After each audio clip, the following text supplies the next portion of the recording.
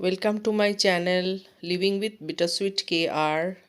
দারিংবাড়িতে আমাদের second day 2 আমরা টিকি রেস্টুরেন্টে ব্রেকফাস্ট করলাম। মানে এটা যেই হোটেলে আমরা ছিলাম সেই হোটেলেরই আরেকটা ব্রাঞ্চ। তো দুটো হোটেলেরই সেম মালিক, কাছাকাছি আর কি। তো আমরা এখানে এসে ব্রেকফাস্ট করলাম। আজকে 7th ডিসেম্বর আমরা খাওয়া দাওয়া করে বেরোবো। আর এই হোটেলের কাস্টমার খাওয়ার পরে ওদের অনেক খাবার এক্সেস হয়, সেটা ওদের হোটেলের সামনে এই যে গাড়িটা দাঁড়িয়ে আছে এইখানে ওরা খাবারগুলো 30 রুপিস করে ওয়ান পার প্লেট আর কি ব্রেকফাস্ট সেল করে। তো আজকে প্রথমে আমরা একটা পার্কে যাব, মন্দাসুরু পার্ক। তো সেখানে 10 টাকা করে এন্ট্রি টিকিট, দুজনের 20 টাকা। ব্রেকফাস্ট খেয়ে আমরা বাসে করে বেরিয়ে পড়লাম এই মান্দাসুরুর এই পার্কটায় আসলাম। তো এখানে আমরা এন্টার করছি। তো রাইট সাইডে ওখানে কিচেন ওখানে দেখলাম সবাই কাজ করছে। আর আমরা ঢোকার সময় জিজ্ঞেস করলো আমরা চা কফি খাবো কি না। চা 10 টাকা করে, কফি 20 টাকা করে। তো ওদের অর্ডার দিয়ে দিলে ওরা বানিয়ে রাখবে আর কি। তো আমরা সবাই অর্ডার দিয়ে দিলাম।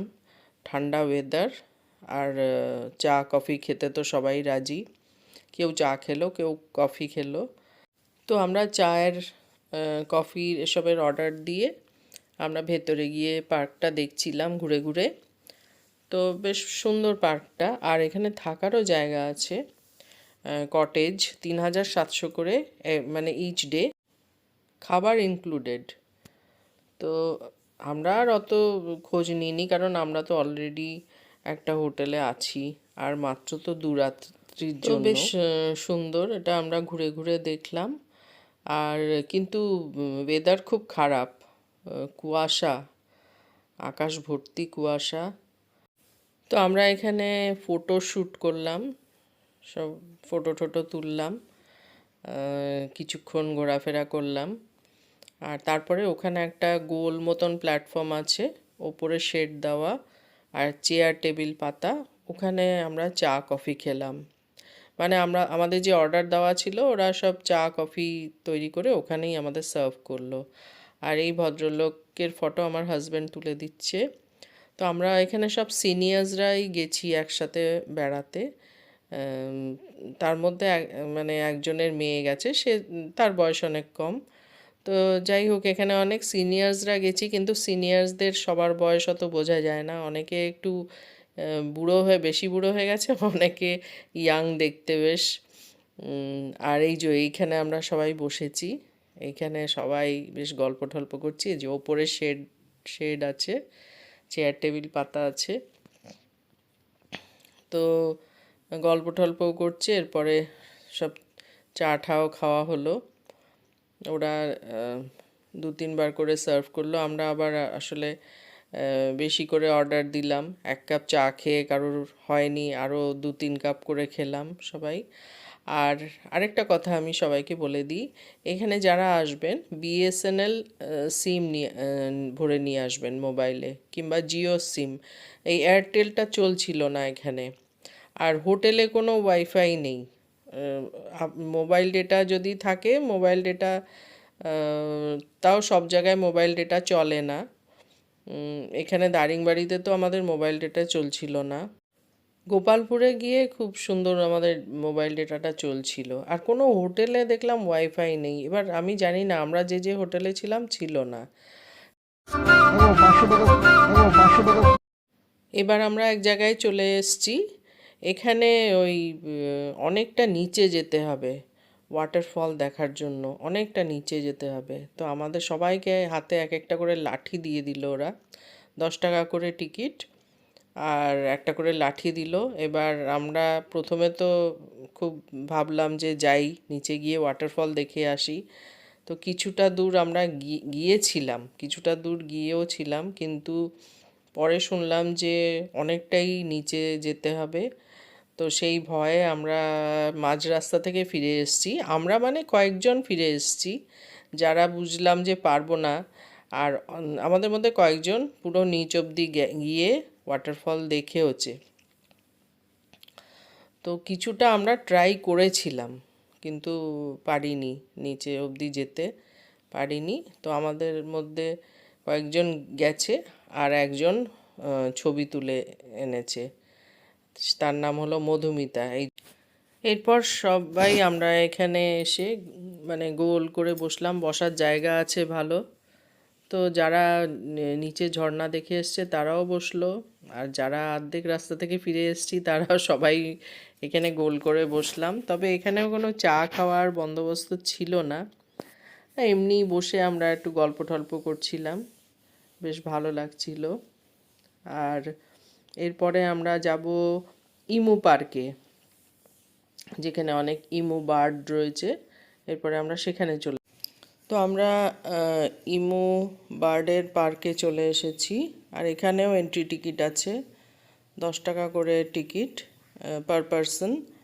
তো আমরা সব টিকিট ফিকিট কেটে আমরা ভেতরে ঢুকে গেলাম। তো এখানেও দেখলাম বেশ পার্ক আছে, চিলড্রেন্স পার্ক সব জায়গায় আছে দেখছি, যেখানেই যাচ্ছি। তো এটা খুব ভালো, মানে বাচ্চারা এসে সব জায়গায় এনজয় করতে পারবে, এই দিকে সবার নজর আছে, সেটাই দেখলাম। তো এটা আমার খুব ভালো লেগেছে। ইমু ছবি তোলো না, দিতে পারে এগুলো বানা করে হ্যাঁ, কোথাও চিড়িয়াখানা বা কোনো জায়গায় গিয়ে কোনো খাবার বা গাছ পাতা ছিঁড়ে কিছু করা উচিত না। তো এত বড় বড় ইমু পাখি দেখে বেশ ভালো লাগছিল, সামনে থেকে দেখতে পেলাম বিশাল আকারের ইমু পাখি। আর এখানেও থাকার কটেজ আছে, এই পার্কেও এখানেও কটেজ আছে আর কি। আর এই যে ইমু বার্ড বেশ খেতে চাইছে, কিন্তু এই বাইরের লোকেরা এসে খেতে দেওয়া এগুলো তো মানা, মানে অনেকে দেয় বলে ওরা এসে সামনে এসে খেতে চাইছে। আর এই যে কটেজগুলো, এগুলোর ভিডিও তুলে নিলাম, মানে এখানে থাকা যায় আর কি, সেটাই দেখলাম। বাইরে ট্যুরিস্টদের থাকার অনেক জায়গা আছে। তো যাই হোক, আমরা তো কলকাতা থেকে অ্যারেঞ্জ করেই এসেছি, আমাদের তো আগে থেকেই অ্যারেঞ্জ ছিল। তো মানে বেশ ভাল লাগছিল আর কি, এখানে থাকলেও ট্যুরিস্টরা খুব এনজয় করবে। এখানে চিলড্রেন্স পার্ক আছে, ইমু বার্ড আছে, তো বাচ্চাদের নিয়ে আসলে, যেসব ফ্যামিলিরা বাচ্চাদের নিয়ে আসবে তারা খুবই এনজয় করবে, খুবই ভালো লাগবে। তো এগুলো কিভাবে অ্যারেঞ্জ করতে হয় ঠিক জানি না, অনলাইনে অ্যারেঞ্জ করা যায় না ট্যুর অপারেটরদের, যাই অনলাইনেই হবে, বেশিরভাগ তো অনলাইনেই সবাই ইয়ে করে, বুক করে আর কি, হোটেল বুক করে। তো আমরা একজন ট্যুর অপারেটরের আন্ডারে আমরা এসেছি, তো সেভাবেই আমরা মানে ট্যুর করছি। আর এই কটেজটা দেখে বেশ ভালো লাগলো আর কি, মানে আপনাদের সবাইকে ইনফরমেশন দেওয়ার কথা আর কি, যে আপনারা এইসব জায়গায়ও এসে থাকতে পারেন, খুবই ভালো। আর আমরা ইমু পার্ক দেখে হোটেলে ফিরে যাব, লাঞ্চ করব, কারণ আমরা সকালে ব্রেকফাস্ট করে বেরিয়েছি, তারপর আমাদের লাঞ্চ করা হয়নি। হোটেলেই লাঞ্চের জন্য বলাও আছে, আমরা কে ফিশ মিল নেব, কে এগ মিল নেব, সব কে চিকেন মিল খাবে, মানে সব বলা আছে। তো আমরা সেভাবেই আমাদের হোটেলে যেতে হবে, লাঞ্চটা হোটেলেই খেতে হবে। আর হোটেলে লাঞ্চ খাওয়ার পরেই আমরা সানসেট পয়েন্ট দেখতে যাব। তো সানসেট পয়েন্টে আমরা লাঞ্চ খাওয়ার পরে এসেছি, কিন্তু আসলে কি হবে, কুয়াশা ভর্তি আকাশে, কিচ্ছু দেখতে পারলাম না, শুধু এসে এখানে ফটো টোটো তোলা, এই আর কি। অনেক লোক এসেছিল সব সানসেট দেখার জন্য, কিন্তু কেউই সানসেট আর দেখতে পারলাম না। প্রায়ই নাকি এরকম হয়, লোকের সব আসে সানসেট দেখার জন্য, কিন্তু দেখতে আর পারে না, এই কুয়াশা থাকে এইসব মাউন্টেন এরিয়াতে না। এরপরে আমরা মশলা কিনতে যাব একটা দোকানে, এখানে হলুদ খুব সস্তা, খুব সস্তা আর খুব ভালো হলুদ পাওয়া যায়, তো মশলা কিনতে যাব।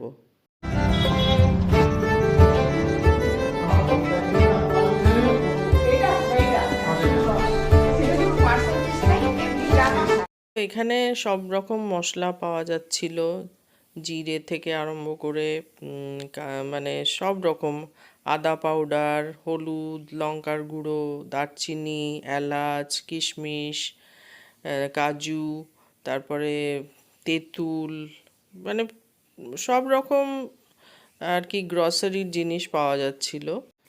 প্রত্যেকেই এখানে মশলার প্যাকেট কিনেছে, আর হলুদ তো সবাই কিনেছে। হলুদ তো বিখ্যাত, এখানকার হলুদ বিখ্যাত এবং কম দামেও পাওয়া যায়, খুব ভালো হলুদ।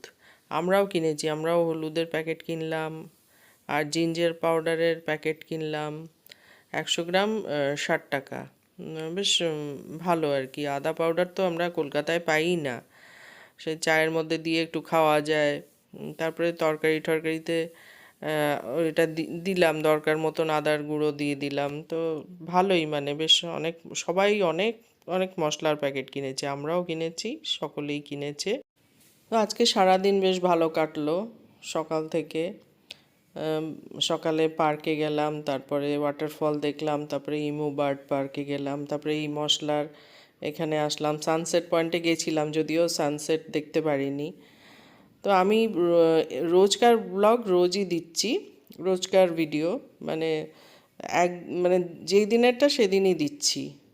কারণ আমরা 4 দিন ঘুরেছি, 4 দিনের ব্লগ অনেক বড় হয়ে যাবে একসাথে দিলে, তো সেই জন্য আমি প্রত্যেক দিনের ব্লগ আলাদা আলাদা দিচ্ছি। তো আপনাদের কেমন লাগছে জানাবেন। কাল আমরা দারিংবাড়ি থেকে গোপালপুর চলে যাব, আর গোপালপুরে একটা রাত্রি থেকে আমরা তার পরের দিন আমরা কলকাতা ফিরবো আর কি। আর আপনারা এনজয় করছেন তো, আর সবাই ভালো থাকবেন, সুস্থ থাকবেন। আমার এই ব্লগটা একটু লাইক করে দেবেন, আর সবাই ভালো থাকবেন, আর thanks for watching. Tata, bye by.